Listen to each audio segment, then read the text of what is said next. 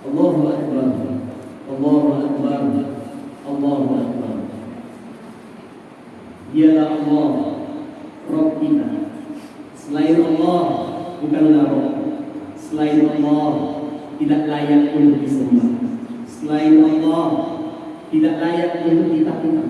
Selain Allah adalah makhluk, dan seluruh makhluk tidak dapat melakukan apa-apa melainkan atas izin Allah. La haula wa la quwwata illa billah. Seluruh makhluk tidak dapat mendatangkan sedikit pun manfaat kepada kita.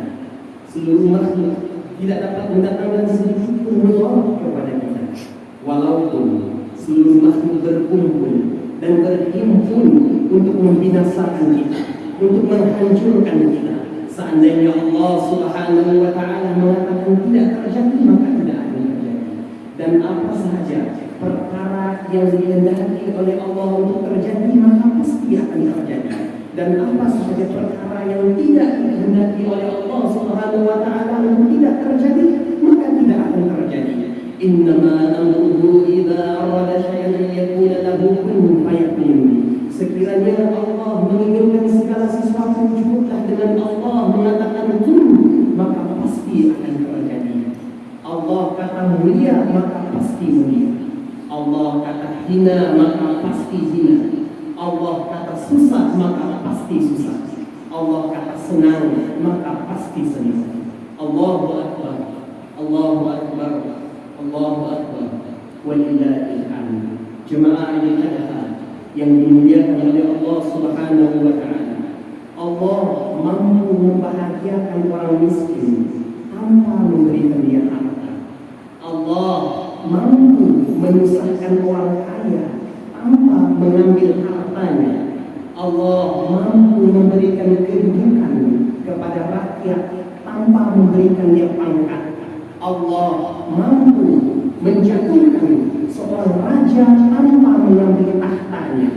Oleh yang demikiannya, hadirin para perindu Nabi Muhammad sallallahu alaihi wasallam, ketika mana seseorang itu kehilangan dunia, namun di hatinya masih ada Allah, maka hidupnya akan bahagia, hidupnya akan tenang. Akan tetapi ketika mana seseorang itu telah kehilangan Allah, walaupun dunia telah berada dalam genggamannya, walaupun dunia telah berada dalam kekuasaannya, akan tetapi ketika mana dia kehilangan Allah, maka hidupnya tidak akan tenang.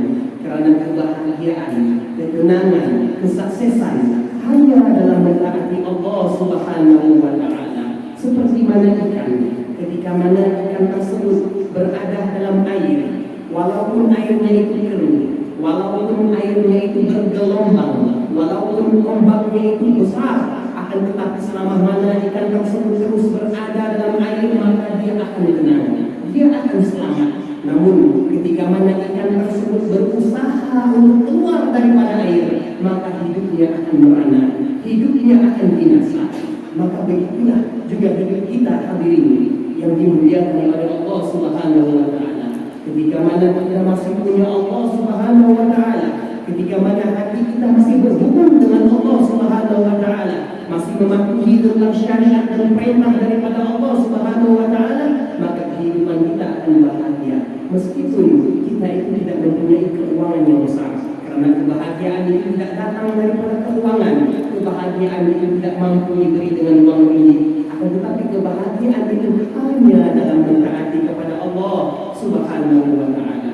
Allahu Akbar, Allahu Akbar, Allahu Akbar, walillahil hamd. Hari raya merupakan hari untuk kita bersatu. Hari raya merupakan hari untuk kita itu berkasih sayang. Hari raya merupakan hari untuk kita itu menjadikan silaturahim. Hari raya bukan hari permusuhan. Hari raya bukan hari perbalahan. Hari raya merupakan hari untuk kita berdamai.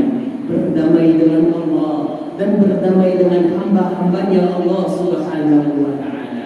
Selaras dengan firman Allah Subhanahu wa ta'ala di dalam Al-Quran Al-Karim, Ya ayyuhan nas, inna khalaqnakum min zakarin wa unsa wa ja'alnakum syu'uban wa qaba'il lita'arafu manusia. Inna khalaqnakum min zakarin wal unsa. Telah kami jadikan kamu daripada laki dan perempuan. Wa ja'alnakum syu'uban wa qabaila ta'arafu. Adalah untuk kamu saling kenal mengenal. Adalah untuk kamu saling berkasih sayang. Musuh kita itu siapa dia hadirin yang dimuliakan oleh Allah Subhanahu wa taala? Musuh kita bukan orang yang berbeza parti daripada kita.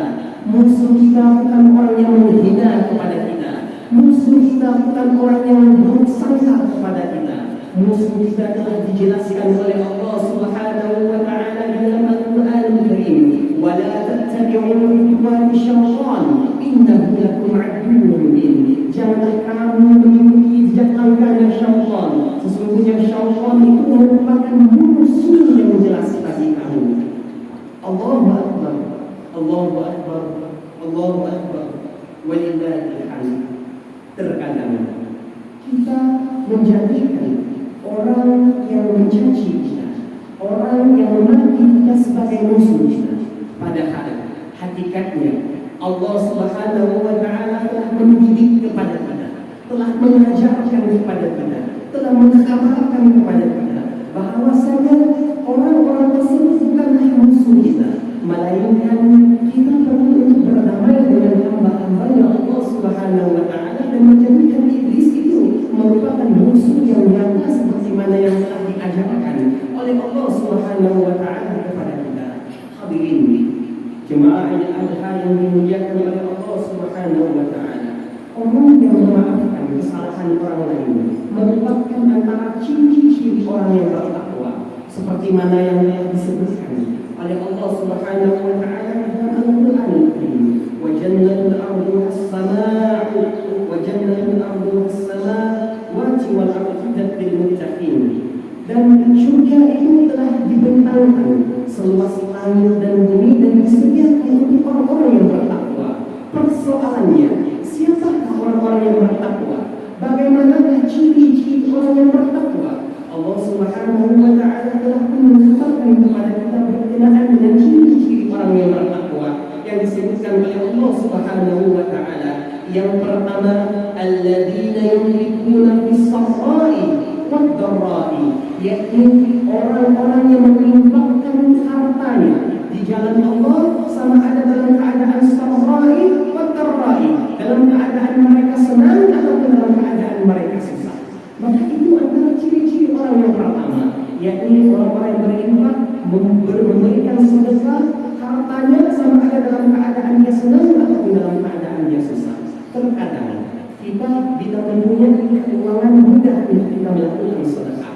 Namun ketika mana dalam keadaan kita tersepit, kekurangan keuangan, maka kita hentikan ibadah sedekah kita.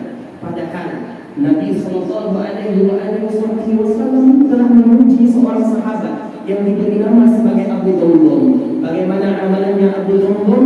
Amalannya Abu Damdam itu ialah ketika mana beliau keluar daripada rumah, beliau tidak mempunyai keuangan namun berhasrat ingin bersedekah. Lalu beliau mengatakan, ya wahai Allah, aku ingin bersedekah namun aku tidak punya keuangan. Maka aku bersedekah dengan cara bagaimana? Yakni aku memaafkan segala kesalahan orang-orang yang memaki kepada saya, orang-orang yang mencaci kepada saya, orang-orang yang berbuat sangka kepada saya, maka saya maafkan kesalahan mereka dan jadikan itu sebagai sedekah saya. Itu caranya Abu Damdam, seorang sahabat Rasulullah Sallallahu Alaihi Wasallam bersedekah yang tidak mempunyai keuangan.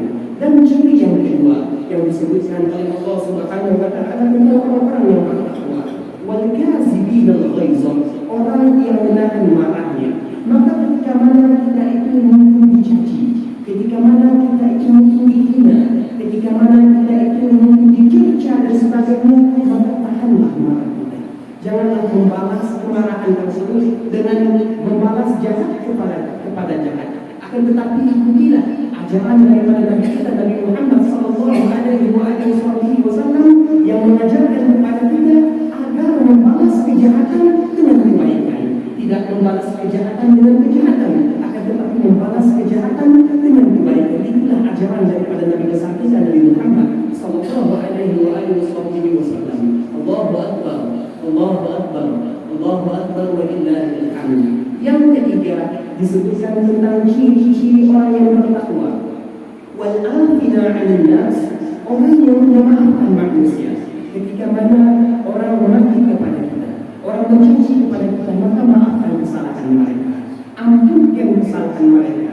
Kita tidak rugi apa-apa, melainkan kita mendapat kemuliaan di sisi Allah Subhanahu wa taala dalam kita memaafkan hamba-hambanya Allah Subhanahu wa taala. Yang keempat, wallahu yuhibbul muhsinin. Allah suka kepada orang-orang yang berbuat ihsan. Allah suka kepada orang-orang yang berbuat baik kepada hamba-hambanya Allah Subhanahu wa taala. Allahu akbar. Allahu akbar. Allahu akbar. Walillahil hamd. Hadirin jemaah Al-Adha yang dimuliakan oleh Allah Subhanahu wa taala. Hari raya Aidiladha juga sinonim dengan satu ibadah yang disebut sebagai ibadah korban. Seorang sahabat Rasulullah sallallahu alaihi wasallam bertanya kepada Rasulullah, "Ya Rasulullah, apa sebenarnya korban ini ya Rasulullah?" Maka Rasulullah sallallahu alaihi wasallam mengatakan sesungguhnya korban ini merupakan sunnahnya Nabi Ibrahim alaihissalam. Ketika mana Nabi Ibrahim alaihissalam mendapat wahyu daripada Allah, bermimpi mendapat wahyu daripada Allah Subhanahu wa taala lewat daripada mimpi. Ketika mana beliau bangun daripada mimpinya dan mengatakan kepada anaknya, "Wahai anakku, sesungguhnya aku telah bermimpi Allah Subhanahu wa taala memerintahkan kepada aku untuk korban engkau, untuk sembelih kepada engkau." Apa jawab anak yang taat kepada Allah, yakni Nabi Ismail alaihi salam? Apakah dia mengatakan, "Wahai ayahku, saya anakmu, wahai ayahku, saya adalah darah dagingmu"? Tidak, jemaah yang dimuliakan Allah Subhanahu wa taala. Akan tetapi anak yang taat kepada Allah, anak yang taat kepada ayahnya, mengatakan, "Wahai ayahku, sekiranya itu merupakan suruhan daripada Allah, maka laksanakan suruhan daripada Allah Subhanahu wa taala." Maka akhirnya Nabi Ibrahim alaihissalam membawa anaknya Nabi Ismail alaihissalam menuju kepada tempat penyembelihan. Sampainya di tempat penyembelihan, ketika mana hendak disembelih, Nabi Ismail alaihissalam mengatakan kepada ayahnya, "Wahai ayahku, izinkan aku untuk meminta 3 permintaan." Apa permintaan dia? Yang pertama, permintaan saya, wahai ayah, agar engkau menajam dengan pisau, agar ketika mana engkau sembelih saya tidak akan merasa sakit. Yang kedua, agar engkau menanggalkan baju saya, kerana agar baju tersebut tidak terkena tempiasnya darah, dan ketika mana dibawa baju tersebut ibu tidak akan merasa sedih. Yang ketiga, agar engkau menutup mata saya dan engkau memalingkan wajahmu daripada melihat saya, karena dikhawatiri engkau akan merasa kasihan ketika mana melihat saya. Maka Nabi Ibrahim alaihissalam menunaikan hasrat anaknya Nabi Ismail alaihissalam. Lalu ketika mana pisau itu hendak sampai ke leher anaknya, Allah Subhanahu wa taala telah menggantikan anaknya Nabi Ismail alaihissalam dengan seekor kambing. Maka pada ketika itulah Allah Subhanahu wa taala melihat bagaimana kesungguhannya Nabi Ibrahim alaihissalam dalam menjalankan perintahnya Allah Subhanahu wa taala. Sebab itu di antara sebab Nabi Ibrahim alaihissalam menjadi kekasih Allah Subhanahu wa taala karena Nabi Ibrahim mempunyai sifat mendahulukan perintah Allah berbanding mendahulukan perintah makhluk.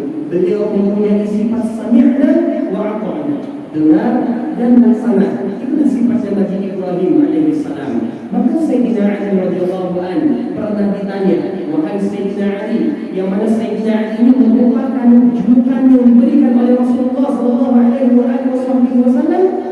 Gelaran yang diberikan kepada Sayyidina Ali adalah babul ilm, pintu segala ilmu. Maka seorang sahabat bertemu kepada Sayyidina Ali dan bertanya, "Wahai Sayyidina Ali, apakah di antara makhluk yang mana tidak punya ayah dan tidak punya ilmu?" Maka kata Sayyidina Ali radhiyallahu anhu, yang pertama adalah Nabi Adam alaihissalam, yang kedua adalah untanya Nabi Saleh, yang ketiga adalah tongkatnya Nabi Musa yang boleh menjelma menjadi ular, yang keempat adalah kambing yang menjadi pengganti kepada Nabi Ismail alaihissalam.